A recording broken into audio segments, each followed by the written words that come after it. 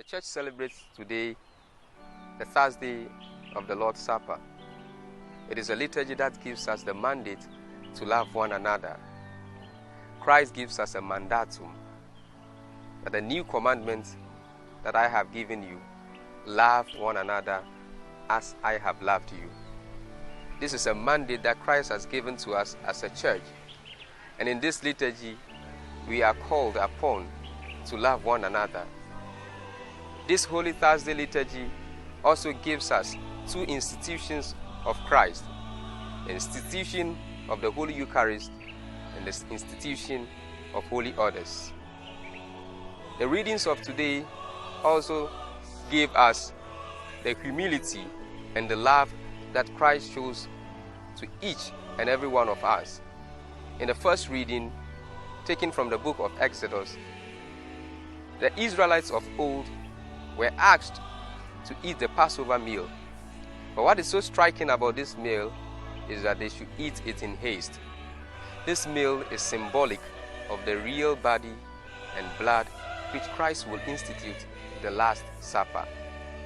This meal which Christ instituted in the Last Supper will not be eaten in haste. Paul tells us in the second reading that he has handed over a tradition through the eating and the breaking of bread and the drinking of wine. This tradition is what we also celebrate today. Tradition of love, a tradition of humility. The question is, do we have this unity in our churches today? As Keith Matheson says, the Eucharist is now a meal that divides. If the church is a place of unity, a place of communion, why should we have divisions, social rifts, jealousy, disunity in this church? Christ calls us today to exemplify this unity, this love to all others. He does this through the washing of the feet of his apostles. This is a very humiliating service in the ancient East.